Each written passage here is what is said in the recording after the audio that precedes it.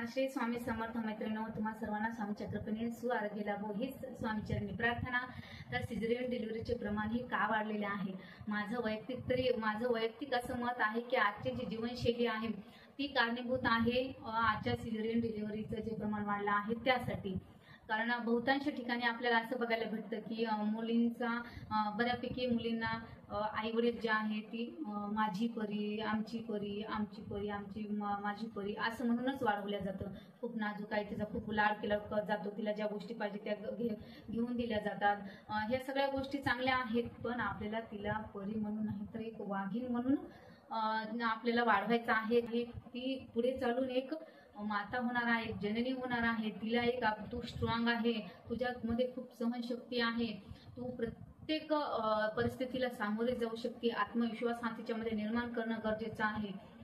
पण आजकाल कसं झालंय, फॅशनच्या ज्या ह्याच्यामध्ये नादामध्ये आपण बऱ्याचशा काही चुका करायलो की साधं डोकं जरी दुखलं तरी मुली सारं घर डोक्यावरती घेतात.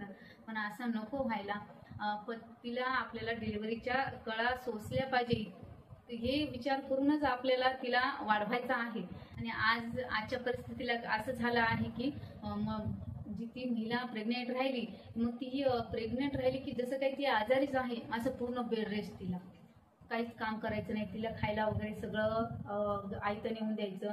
मग तिने फळं खायचे, दवाखान्यातल्या सगळ्या ट्रीटमेंट वगैरे घ्यायच्या. खूप चांगली गोष्ट आहे ही सगळी, पण त्यासोबतच ती आजारी नाही, ती प्रेग्नेंट आहे, तर तिच्यामध्ये अंश वाढत आहे.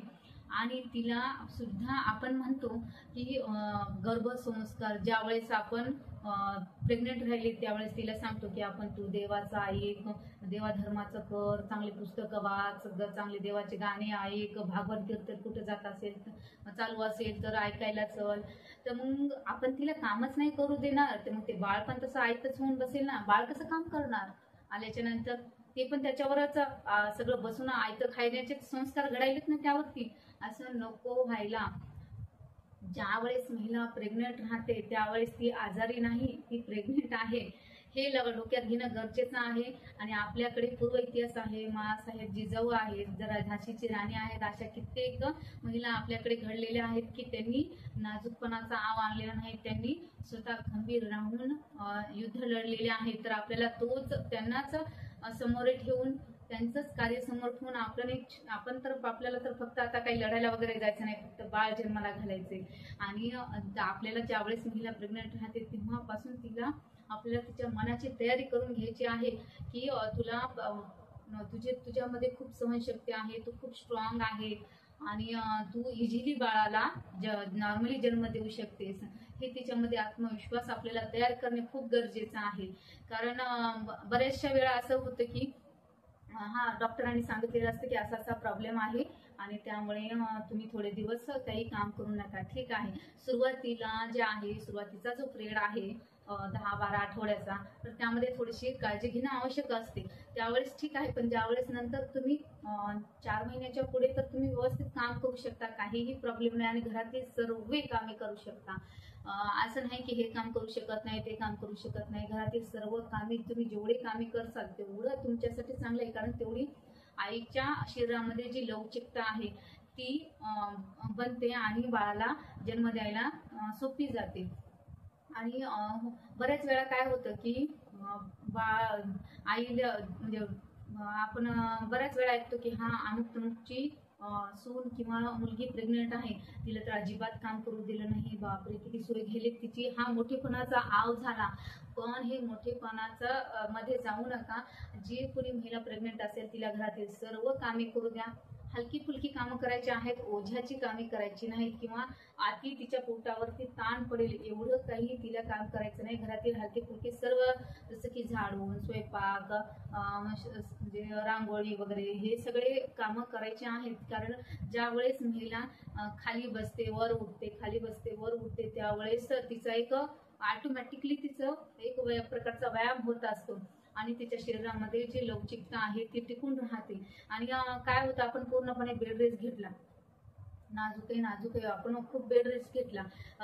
तिला आपण काय वजन वाढण्यासाठी तर व्यवस्थित तिचं बाळाचं भरण पोषण होण्यासाठी आपण तिला व्यवस्थित सगळं काही खायला देणार आणि तिने जर काही कामच नाही केलं तर तिचं वजन तर खूप जास्त प्रमाणात वाढणार आणि तिचे काही कोणत्याही प्रकारची जास्त हालचाल न झाल्यामुळे स्थूलपणा निर्माण होणार स्नायूमध्ये आणि मग नंतर तिला डिलिव्हरीच्या वेळेला खूप अवघड जाणार. तिला जी कळा द्यायच्या ज्या आहेत ते पेन तिला सहन होत नाही. मग तिचं काही मुली तर स्वतःहूनच म्हणतात, डॉक्टर मला सहन होईना झाले, आता माझं सिझेरियनच करा.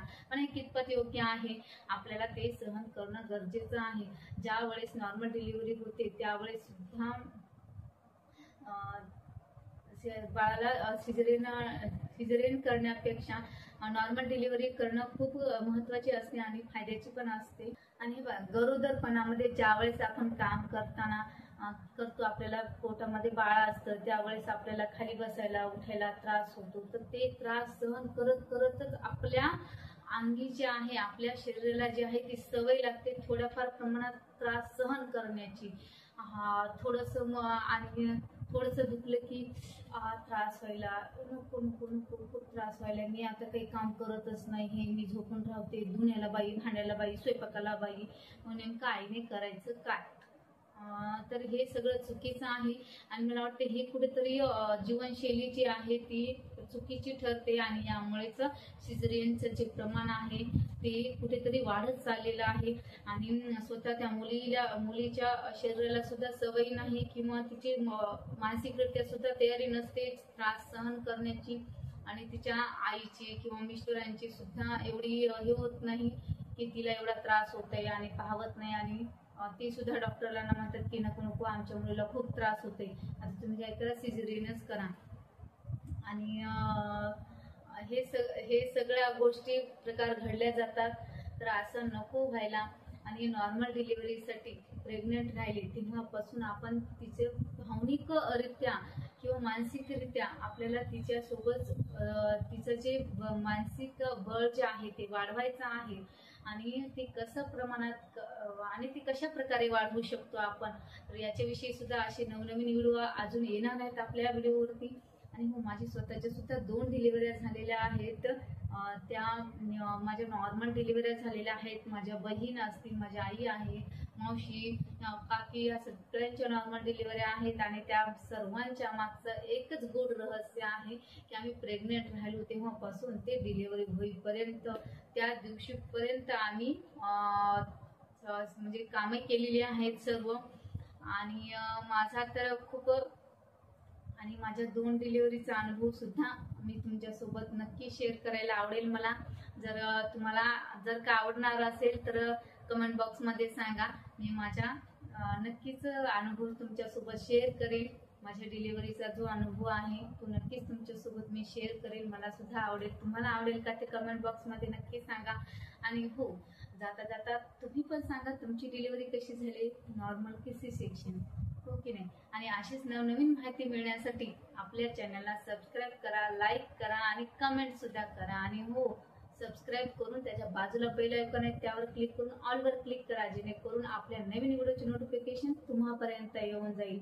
आणि जाता तुमच्या ओळखीची जी कोणी प्रेग्नेंट महिला असेल तिच्यापर्यंत हा व्हिडिओ नक्की शेअर करा, जेणेकरून ती सुद्धा तिच्या मनाची तयारी करेल की आपल्याला हो की मी सुद्धा स्ट्रॉंग आहे, मी सुद्धा माझ्या बाळाला नॉर्मलरित्या मी जन्म देऊ शकते. माझ्या बाळाला नॉर्मल डिलिव्हरी होण्यासाठी ती तिची स्वतःची तयारी करेल.